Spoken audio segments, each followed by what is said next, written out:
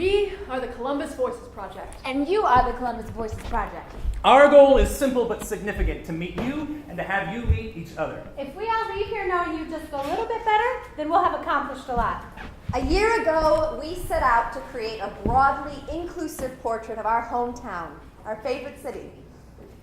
We talked to about 400 people. Latino immigrants living on the north side, a large Palestinian family living in Grove City, A transgender woman who moved back from New York. Political activists and college professors. Paramedics and volunteers. Retired lifelong residents. newly transplanted school kids, Entrepreneurs and day laborers. artists and police officers. And everyone in between. This project started off as a way to pay tribute to the city that has given so much to us. We love our city and we wanted to give something back. Let's face it, when we were at the beginning, we really didn't know what we were doing. So we started by asking questions. So, what brings you to Columbus? My parents moved here from Youngstown. I used to live in Brooklyn. I'm a daughter of this city. I went to Ohio State and ended up teaching in the public school system. I was interviewing in Portland, but Columbus made more sense. I was born here. It was the right move. Unfortunately. We moved for the schools, My grandparents came here from Alabama and Virginia. and we're very happy we did. We did some Googling. I was born in Grove City, I came in 2001 to attend CCAD. but I spend most of my time in Columbus. I'm originally from Cleveland. It was like top 10 cities for gays and super gay friendly. My parents both went to South High School. When I moved here, it felt very small. It was called the Flytown area. I moved to Columbus in 1988. And at that time, Columbus was the only place in Ohio that had a future. I thought it was the land of opportunity. It was called the East End as far as I recall. Mostly people of color lived in that area. We found people to be super friendly. We get out of our car on that first day, we've got our coffees in hand, and... Hello! How you doing? Good morning! And my immediate New York response is like, no, I don't have money for you. Why are you talking to me? Get away from me. These are what people call neighbors. It was 1961. There were no campus visits in those days, so I had never been to Columbus. That's why I had to pull out a map, really check it out. Find out where the hell Ohio was. It's far to the right. Hi, I'm an activator. I'm here to facilitate audience interaction because we want to hear your voices. Our activity is called Who Am I and What Do I Want? Do you all have pieces of paper and pen? Everyone got something? Fantastic. Okay, can y'all see enough? Do you need more light? Great. Okay, so our hope this afternoon is that you get to know your neighbors just a little bit better, our fellow community members, know each other a little better. We'd like to start by getting to know ourselves. So take that slip of paper and fold it in half. You can make it hamburger or hot dog, whichever way you prefer. Now open it back up.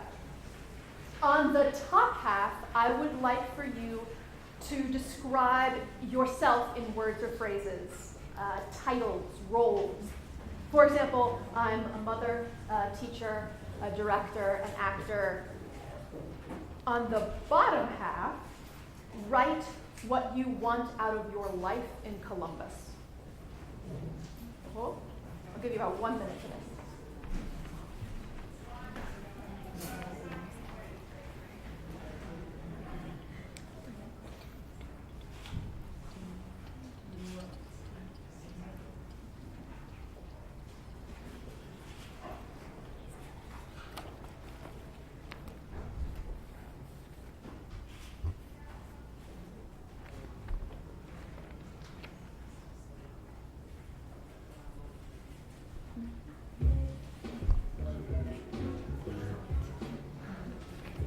You're right in music. Yeah.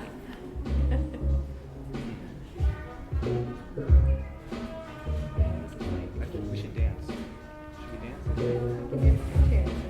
Yes. Cheer dance. Okay, fantastic. Finish up your last word there.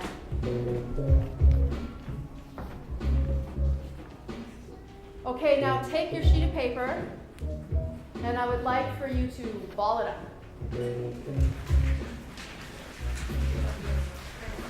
And now on the count of three, y'all are going to stand up and have a late October snowball fight. If another one comes to you, just keep throwing them. Are you ready? 1, 2, 3, go!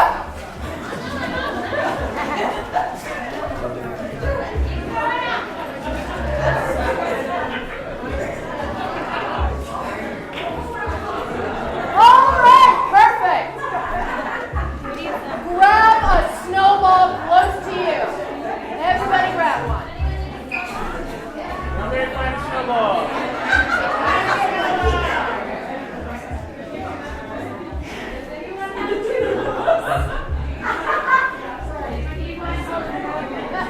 Fantastic. So grab that snowball.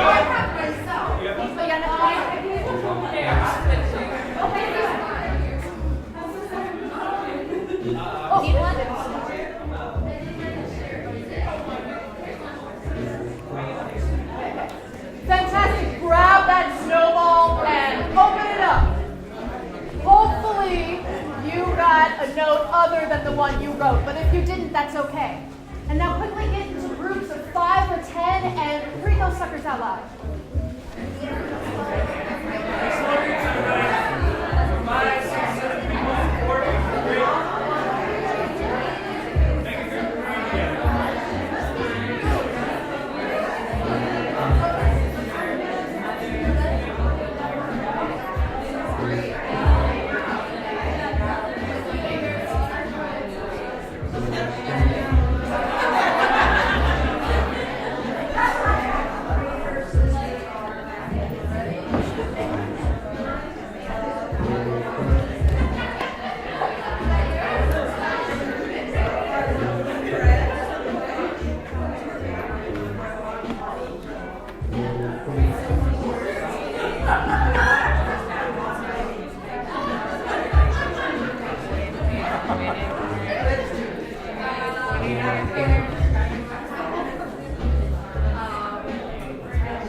Excellent. I'm going to cut our time down here now. Thank you so much. Want to make sure we keep it. Do you want the microphone? Do you want the mic?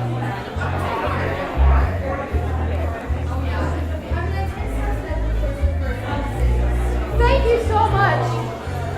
I would like for you to take a moment and reflect on what you heard. If it resonated with your own experience or if it was something very different from the way you described yourself. Thanks for getting to know each other a little bit better. Thanks for getting to know who's in the room. You guys are an important part of our community. Thank you. We kicked off our year of conversations at the Independence Day Festival in Franklinton in September of 2015. We talked to 40 people in 2 days, and we felt great. We heard a lot of affirming stuff. Hold that thing up and tell us what it says. My 6-word memoir says, saved by a culture of creation.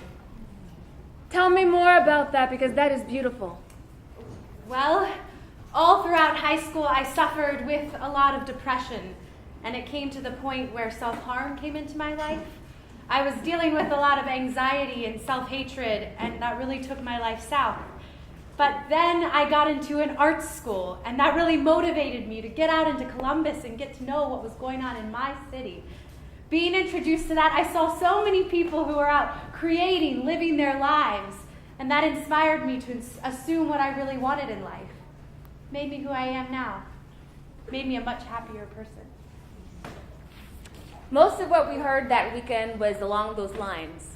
Go figure, the crowd at Independence Day mostly fit a certain kind of mold. And in that atmosphere of ingenuity, many people were positive about their outlook, but even there we heard about some very opposite experiences. The summer camp that I work for is for kids within the 43201 zip code where I grew up. The kids love it, and they all have a great time, but then they've got to get back on the bus and go back to where they are literally playing in the streets, and probably past the time when you shouldn't be out. So how are those kids doing? Not good? Yeah. Okay, not good. So, Wyland Park got a D- last year, the grade for school performance. 2009, 2010, 2011, they were all Fs. It was the lowest performing school in the state of Ohio. There's a lot of low-income, single-parent families in that neighborhood, and they're trying their best to work, to provide for their family, and still be a parent on top of all that in the middle of a neighborhood where there are still some pretty dodgy things happening. These kids, they get stressed about things that most teenagers who aren't growing up in that kind of environment don't have to deal with. They get stressed about the police. They get stressed about their friends. All right, here's a story. I was working in an after-school program at the drop-in center, and a kid comes running in. He's out of breath, and we could tell right away that something's up. And then minutes later, the cops show up looking for him because they followed him from a break-in. So the kids in this neighborhood, their friends are literally spending the night in jail. You must worry about them. It sucks. Seriously, it's terrifying. When I saw on my phone that a 13-year-old black male was shot by Columbus police, I panicked. I just knew that I was going to open it up and it was going to be some kid from my neighborhood, some kid I worked with. I'm terrified of the day that it is a kid I work with that I know. I always wonder, you just can't help it. You look at them and you wonder how it's going to go for them. Myself and a few others are examples of how you can live in that neighborhood, live in that environment, and still, I guess, succeed by getting out. But for the most part, it's just these poor kids who fall through the cracks. Now, I can't speak for anyone else, but I can tell you that some of this was news to me. I'm a smart, socially conscious, politically active individual. I read the newspaper. I know what's going on in the Middle East. But in having these conversations over the course of that weekend, I realized that I knew comparatively little about what was happening 3 miles from my home. I felt stupid, and I was ashamed. I mean, I knew there were more difficult things to talk about in Columbus than how much we all love it. But it took a while before we dug deep enough to confront just how challenging some of these problems are. We surveyed more than 300 people, and we asked them, what are some of the most important issues that you don't like to talk about here in Columbus? More than half of the responses were about racism and the disparity between the segregation in our neighborhoods. When asked, how well is Columbus at doing at bringing communities together, 40% answered poorly.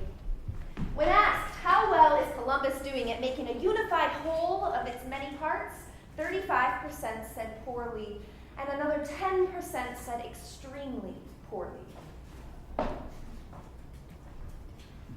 So, here we are, wrestling with these problems. Thank you very much for your time. Thank you.